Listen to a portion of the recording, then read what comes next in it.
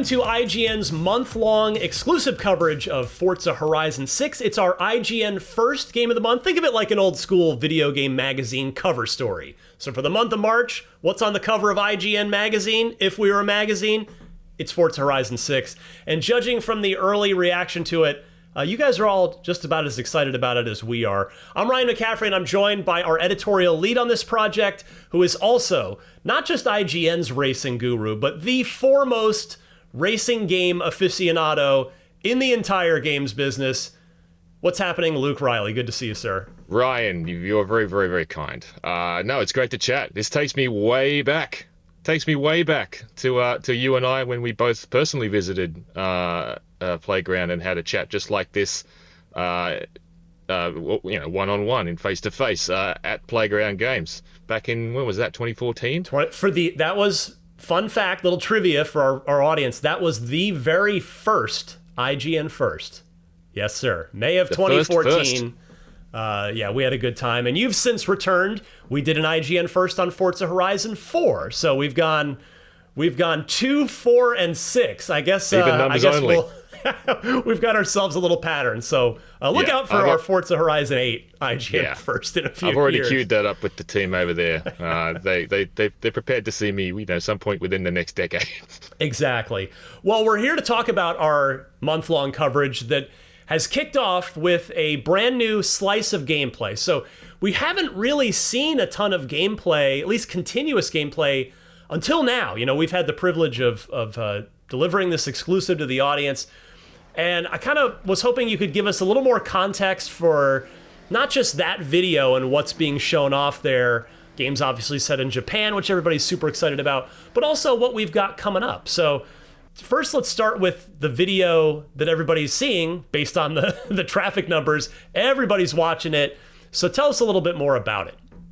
You're right. This is kind of a really an uninterrupted slab of this game, just cruising around in this game that no one's seen before. And what you're seeing and what the folks have seen so far, it's kind of it's not exactly what they showed me for my first glimpse of the game, but it emulates what they showed me for my first glimpse of the game, of just taking me from the south of the map and just cruising up through some of these new biomes and then down into the kind of the outskirts of Tokyo and covering around there, a bit of the fringe of there, and then up to the north again. And then what you'll see right at the end of that video is just gently pulling up at one of the permanent race circuits that are on the map.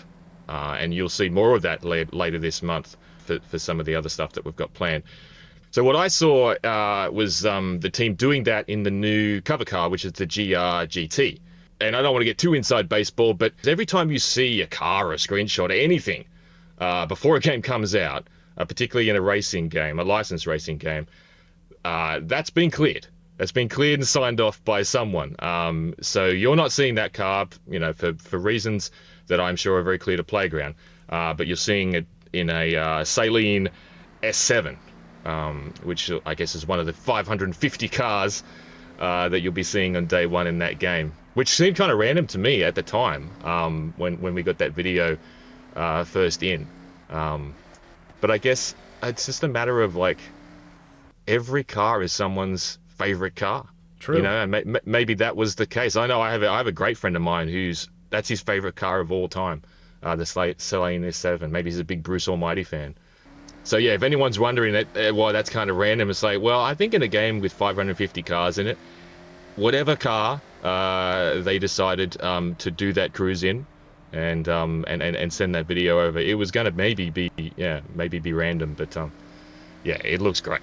I mean, as an eclectic lover of all cars of all types, it looks great, and the world looks great. Obviously, it's a slower paced video, and I don't know if there was any confusion around that, but it's kind of designed to let you absorb the surroundings and see the world. The traffic was turned down. They told us, right? Yeah, they confirmed that after the fact. Of that video. So the traffic was toned down a bit also.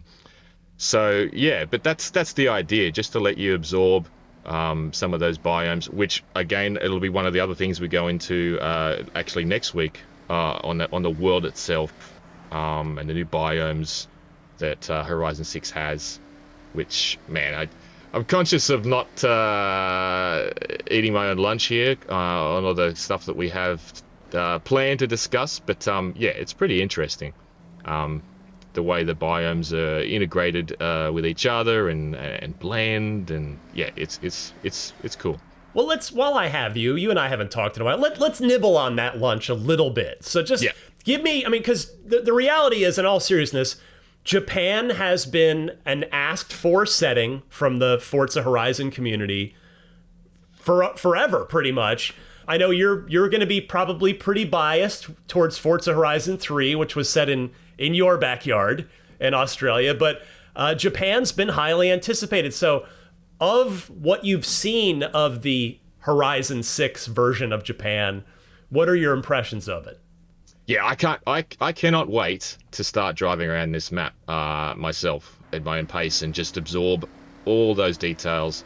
I love granular detail.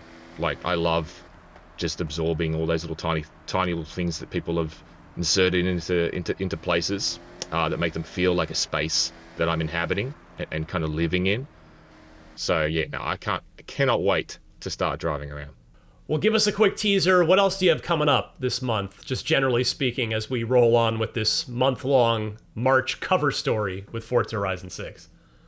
Okay, well, next week we're going to go deep on the world itself and deep on those biomes, just deep on this map of Japan and what it means to Horizon. We're also going to look into what they've done with the open world experiences. One of the things they actually mentioned first up was a term that I've never heard or used before, but I love it because it so succinctly describes the way that I've played open world driving games ever since the days of Midtown Madness and the original Driver, and it's vibe driving.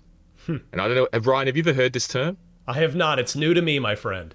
Okay, so it's great, right? So basically, it's just this kind of umbrella term that describes the kind of player that sometimes they just plug in, get in a car and drive. I mean, that's what Forza Horizon's always been so good at, right? Exactly, right? And they just drive. And I find myself thinking, it's like, yeah, there are days that I just do that. And I don't have a purpose or a direction. And I'm not like trying to engage in a race or looking for anything particular. I'm just cruising around, having fun in cars. And so, yeah, there's new stuff there to really cater for that sort of player, which... as they pointed out to me, and it makes a lot of sense, with a game with a player base as large as Forza, even if that feels like a minority or feels like a small percentage of the player base, it's still a massive number at the end of the day, which really made me think.